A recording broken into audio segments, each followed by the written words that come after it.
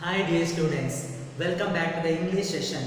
In today's session, let me explain you a very interesting poem, The Schoolboy from Reflection, the English course book of first PUC.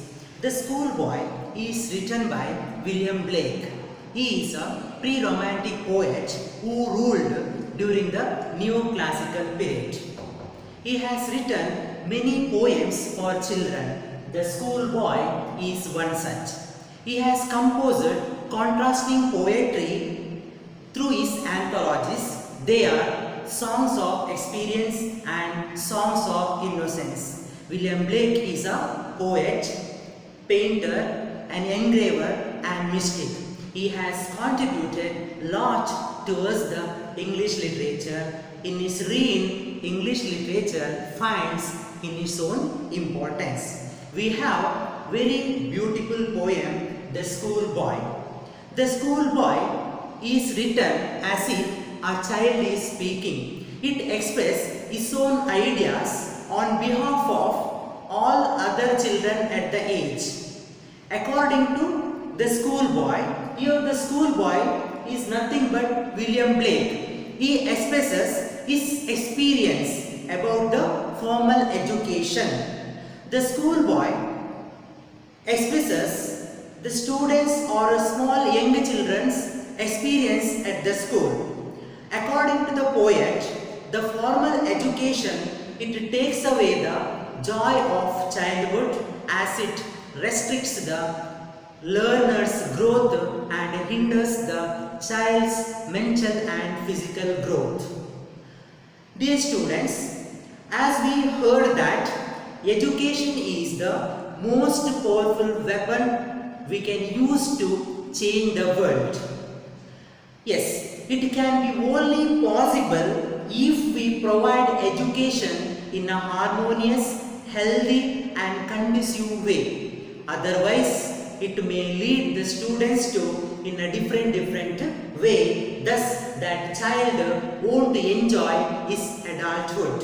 We know that the happiness of the childhood makes the happiness of the adulthood and old age later on. Without enjoying the happiness of the childhood, a person cannot expect the happiness of the adulthood. That's what enjoying of childhood is very must, and it is a major role for a person to have a beautiful life in the future. So let us explain the stanza one by one. And we have a famous quote, that is, nature is the best teacher. If we learn something in the company of the nature, that is very effective and that can be available in our mind everlasting. So dear student, in the formal education, we should provide our students to learn in a garden or in the company of the nature. Such kind of the learning make them effectively to learn better, as well as it helps them to have a good relationship with the nature also. Let us explain the stanza. I love to rise in a summer morn when the birds sing on every tree.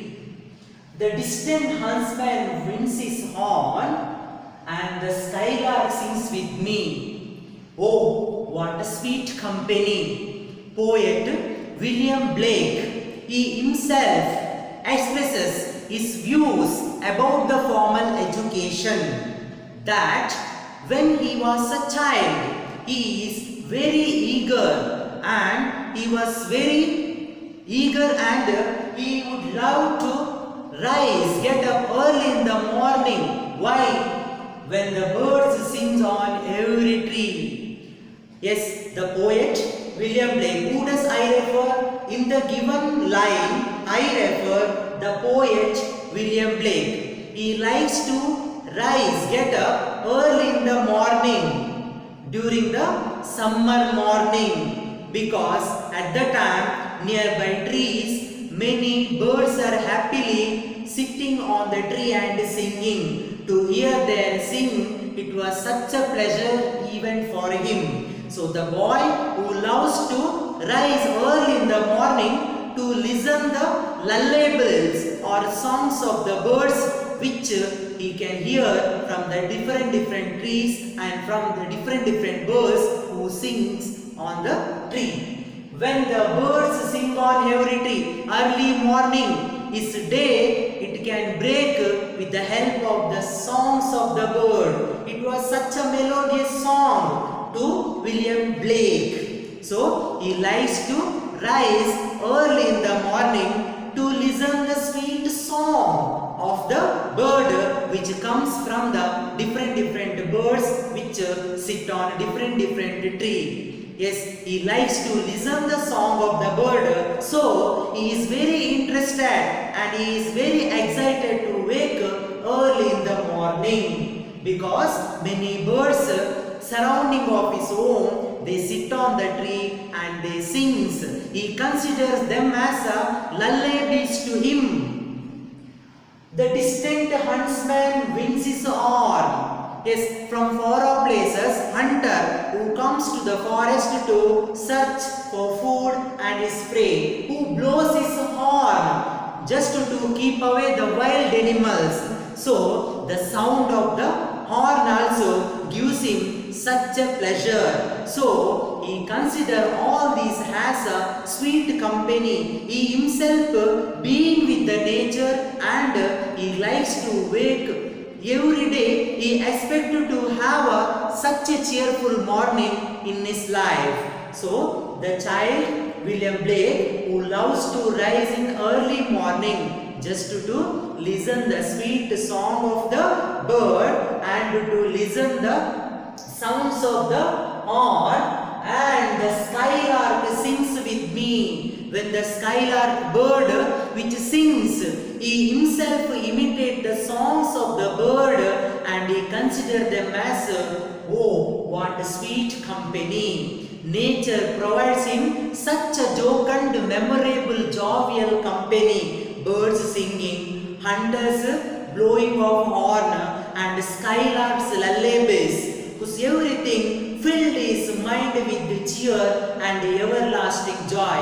To have such a company every early morning, he would love to rise early in the morning. Dear student, in the given line, I love to rise in a summer morn, I refers the poet William Blake. And which bird mentioned in the first stanza? Skylark, which gives him such a jocund company he never forget in his life. So poet expresses his company with the nature in its own cheerful way that which gives him such a pleasure. Let us move on to the next stanza. But to go to school on a summer morn, oh, it drives all joy away. Under a cruel eye outward, the little ones spend the day in sighing and dismay. Dear student, in the first stanza, fourth line, oh, what a sweet company. And so here, oh, what a sweet company. Here, the parts of speech is interjection. So, oh, what sweet company. Interjection is a word that is used to express some sudden feeling. Either it may be happy or sadness. Oh, what sweet company. It shows that yes, nature provides him such a beautiful imagery that this boy feel happy than any other things which gives in the education system. See the second stanza's first line. But to go to school on summer morn. So the boy William Blake is very happy now because he collected such a pleasure and happiness from the nature in his early morning. But when the thought comes in the mind to go to the school, to go to the prospect of going to the school, which makes him unpleasant and even it makes him tired and puzzled one. But to go to school on a summer morn, same day, after waking up, after listening or watching the beauty of the nature, that child has to go to the school. Yes, but to go to school on summer morning, oh, it drives all joy away. Whatever the happiness, joy, he just collected from the nature, every happiness takes away by the experience of the school and the prospectus of going to the school. Dear student, here the poet William Blake, he is written the school boy from the perspective of a child who hates to go to school, rather it desires to be at the home in the company of the nature. Children always likes to be at home and enjoying with the nature by singing, by playing, by running, by jumping. So even the boy also, William Blake, who on behalf of all other children, he represents or presents this song of the experience. Oh, but to go to school on summer morn, oh, it drives all joy away. Whatever the joy, such a jocund, jovial company collected from the nature, it takes away, it spoils the prospectus of going to the school. Why? Because after going to the school, he has to sit in a school for a long time. Once the school procedure started at the early morning like 9 or 9:30 till the long bell in the evening 4 o'clock, the child must and should sit inside the classroom and should listen the classes from the teacher, even though that book or the content or the concept it is not interested to him, but still he has to be compelled to sit inside the classroom till the last bell, otherwise he can't escape. So he thinks that whatever the mood and happiness he had, that spoiled by going to the school. Again here we have used one more interjection. Oh, it drives all joy away. Here it shows the sadness. The going to the school, the process of going to the school makes him unhappy. It makes him dreary, dull and tedious, make him tiresome. Oh, it drives all joy away under a cruel eye outward. Why? He considers school is very boredom and monotonous, because in school he cannot find any activity which gives him happiness. It always violates his happiness, and it makes him tired and puzzled, even it makes him terribly feared. So under a cruel eye outward, what does the phrase cruel eye outward? Yes, according to the subject and according to the schedule, different subject teachers may come to the class. A particular teacher may be well versed in his or her own subject. They may use difficult words and they throw different questions to the students. But the students may not understand about the question.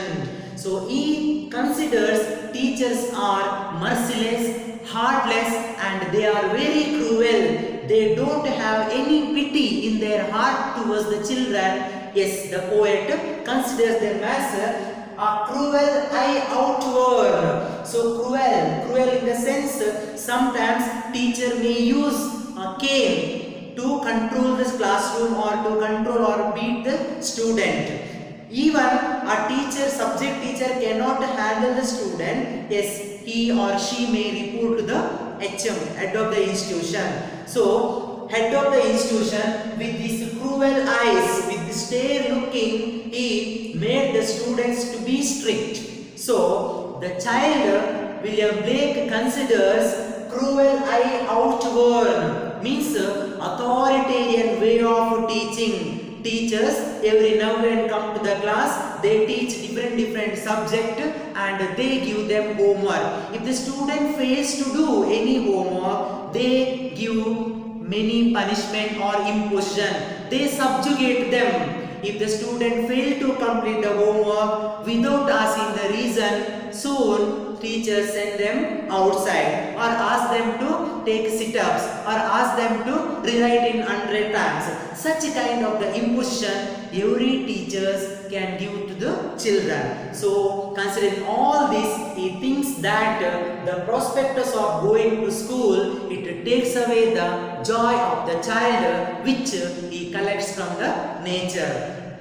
Do you think why the boy doesn't want to go to the school? Because the prospectus of the going to the school takes away the joy which he collected in the early morning because of the authoritarian way of teaching. If a student asks any question, if the student is asked any question by the teacher, yes, students feel fear.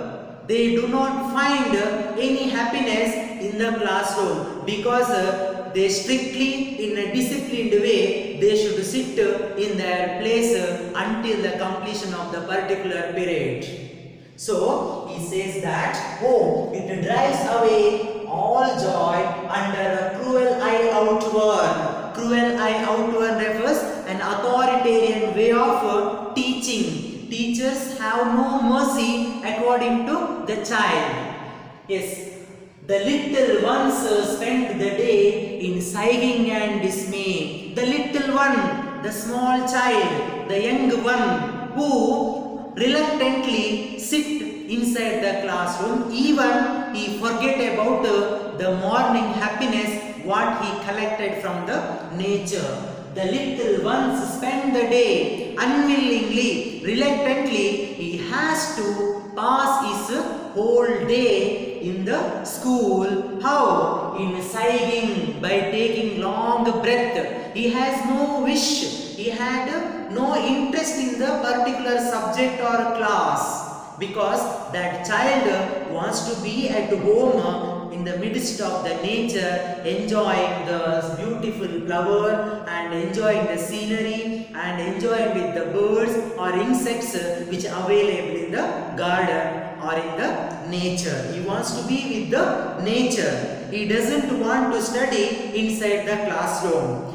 So here one thing we should make clear that the poet William Blake is not against the modern education system. He argues that education should be provided in a healthy, harmonious and conducive atmosphere so that child can flourish or prosper his own creativity, and even a school can turn him as a productive human being. He says that education should not be provided in the four walls of the classroom. It should be provided in the company of the nature. Such education should be very effective, and it makes the child into a common and a strong person who learns with experience if we provide the education in the nature.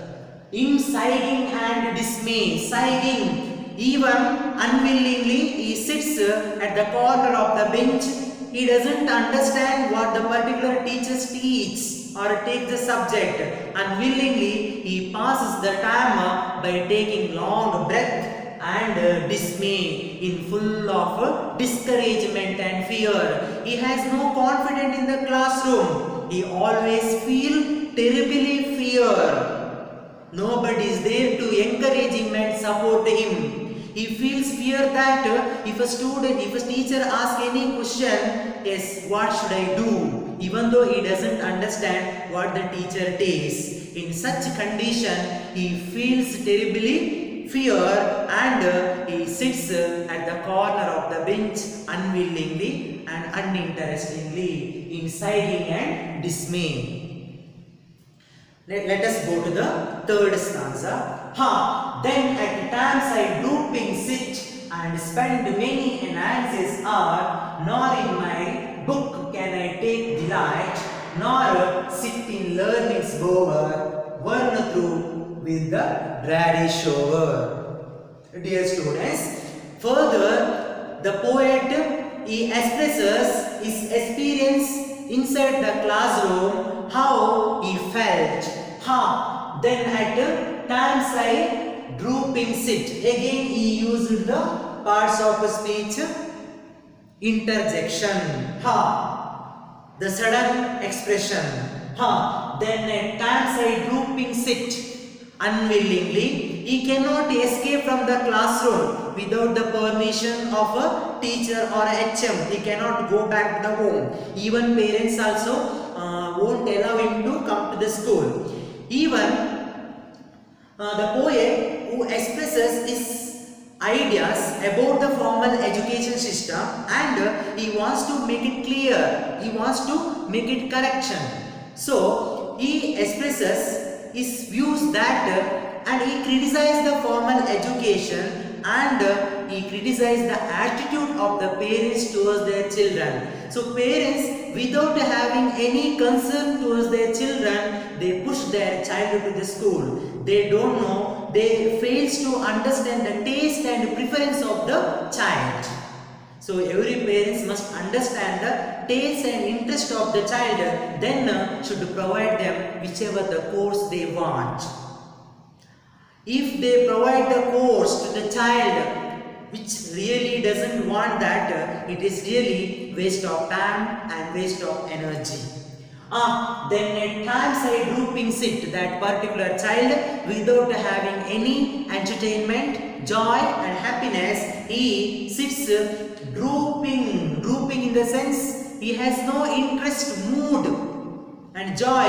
He sit bend towards the ground. He always cares that whether the teacher may ask him a question or not. So he has no confidence to rise up or keep up his head to face the teacher. Instead, he sit bending towards the ground, drooping sit, and spend many an anxious hour. Once the class starts at 9 AM, it ends still at 4 PM. So he passes unwillingly, spends his time many an anxious hour. He considers his school periods as anxious, means restlessness. It doesn't give any peace or tranquility or any happiness.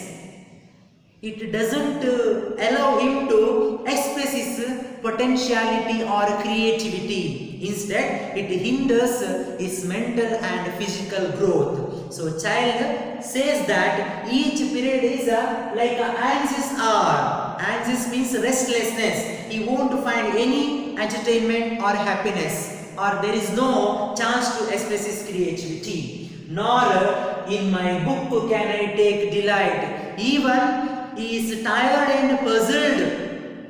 The continuous or monotonous lecturing of the teachers, and he says that nor in my book can I take delight. Even he won't find any pleasure from the textbook because he can't understand the concept which is given in the textbook. He won't find any happiness. First of all, he finds the teacher's teaching is very boring and boredom and dull and dreary. Even if he tries to get somewhat pleasure from the textbook, that is not even possible because even he can't find any pleasure from the textbook. Nor sitting learning's goer. He won't find any pleasure from the textbook because that textbooks mentioned different in the textbook. There are some chapters which are very strange to the particular student, and if he read himself, he won't find anything of it. So he doesn't find any happiness from it.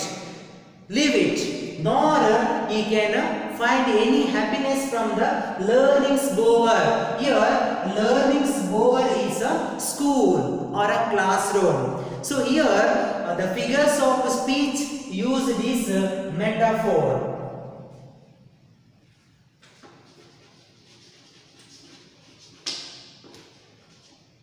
So figure of speech used in the line learning goer is a metaphor for school. It is a metaphor for school. So what do you mean by goer? So goer refers shady place which created by the creepers and plants and with the company of the birds. So it is very interesting for the child to learn. The learning bower, it's a metaphor. What do you mean by metaphor? A metaphor is a word or phrase used to apply for any object or actions which is not literally applicable. It has hidden meaning, but the phrase is used, it is not literally applicable. For example, a mind is an ocean. It has a hidden meaning, but the used term is not literally applicable. So dear student, here learning's bower refers school. So poet says that we should take the children into the nature, or we should provide education with the company of the nature, so that child can understand the concept easily and he can enjoy his childhood too. If we provide education or any class inside the four walls of the classroom, that is not effective for the child. He can learn the concept in the classroom, but at the same time he loses his childhood happiness. So poet stresses the importance of the childhood, happiness of the childhood, which has a great impact on adulthood, so that each and every child must and should enjoy his or her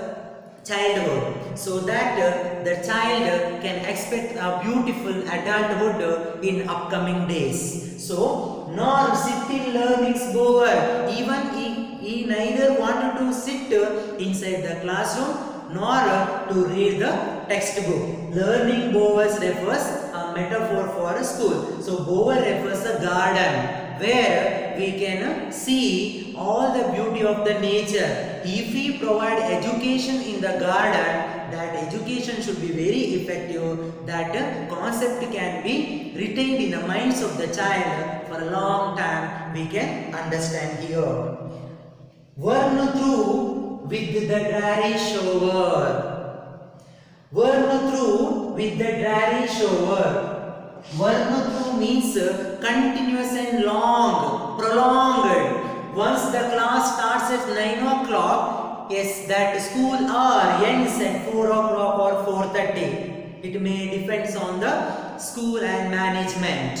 Yes, once the school starts in the early morning and ends in the evening, such a long, prolonged time, he has to sit inside the classroom unwillingly, uninterestingly. So he expresses that burn through with the dreary shower. Burn through means even though he has no interest in particular teacher's teaching, but he compelled to sit inside the classroom and he is forced to listen the concept from the teacher. So he considers, or he says that burn through means he has to sit for long time continuously, one or the after another period he has to sit there and he should listen and he should obey the rules and regulation which given by the teacher. With the dreary shower. So dreary shower means